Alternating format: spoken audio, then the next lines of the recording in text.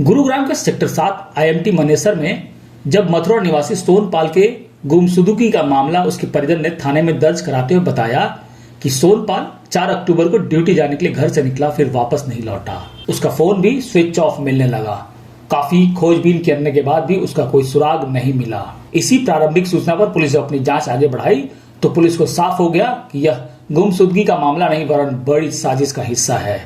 Police ने जांच को आगे बढ़ाते हुए लापता सोनपाल के जूनियर कुशपाल को पूछताछ के लिए उठाया और उससे पूछताछ की तो इससे पूरा मामला शीशे की तरह साफ हो गया कि लापता सोनपाल की हत्या हो चुकी है।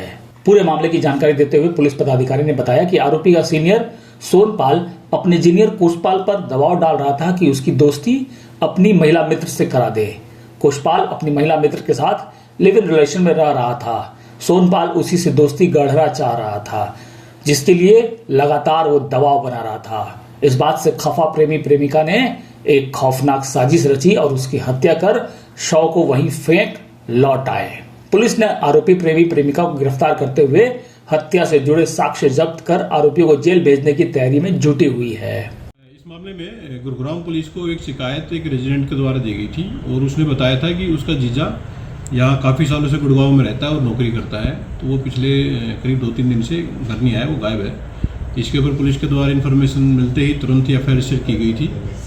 प्रारंभिक तौर पर मामला गुमशुदगी का था, परंतु पुलिस के द्वारा एक डीप इन्वेस्टिगेशन मामले में की गई और इन्वेस्टिगेशन के बाद ये मालूम हुआ कि ये जो गायब व्यक्ति था इसकी हत्या कर दी गई थी।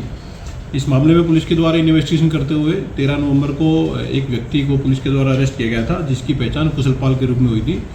ये बेसिकली उत्तर प्रदेश के गांव का रहने वाला था और गुड़गांव में यहाँ की प्राइवेट नौकरी करता था। इससे पुलिस के द्वारा पूछताछ की गई तो इसने बताया था कि ये किसी एक अन्य लड़की के साथ, जिसका नाम भावना है, उसके साथ गुड़गांव में लिव इन में रहता था और ये जो मृतक था ये इसका सीनियर था। ये जो लड़का था इसका सीनियर था ये, और अक्सर ये मृतक इस लड़के को कहता था कि आपके साथ जो लिव इन में लड़की रहती है उसके साथ मेरी दोस्ती करा दो। इस बात को लेकर के इसने अपने मन के अंदर रंजिश मान ली थी और इसी रंजिश के तहत इसने और वो जो उसकी साथी लड़की थी, इन दोनों ने एक प्लान बनाया।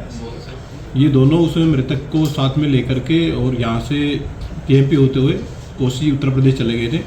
वहाँ पर पहले इसने हेलमेट मार करके उसको चोट पहुँचाई और उसके बाद चाकुओं से उसकी गर्दन और शरीर पर लगातार वार किए।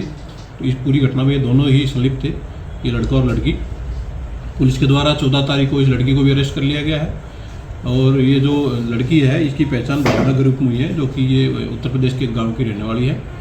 पुलिस के द्वारा इन लोगों की शिनाख्त के ऊपर डेड बॉडी को उत्तर प्रदेश से रिकवर कर लिया गया है और मामले में इनके द्वारा जो चाकू का प्रयोग किया गया था और इसके अलावा एक हेलमेट और एक चोरी की बाइक थी जिसके ऊपर बैठ करके ये लोग वहाँ गए थे, ये पुलिस के द्वारा रिकवर कर ली गई हैं। इसके अलावा मृतक का एक आइडेंटिटी कार्ड और एक बैग था जो इनके कब्जे से पुलिस के द्वारा रिकवर किया गया है। दोनों ही एक्यूज को पुलिस के द्वारा अरेस्ट करके आज कोर्ट में प्रोड्यूस किया गया है। फर्दर मामले की लीगल प्रोसीडिंग उसमें पूरी की जा रही है।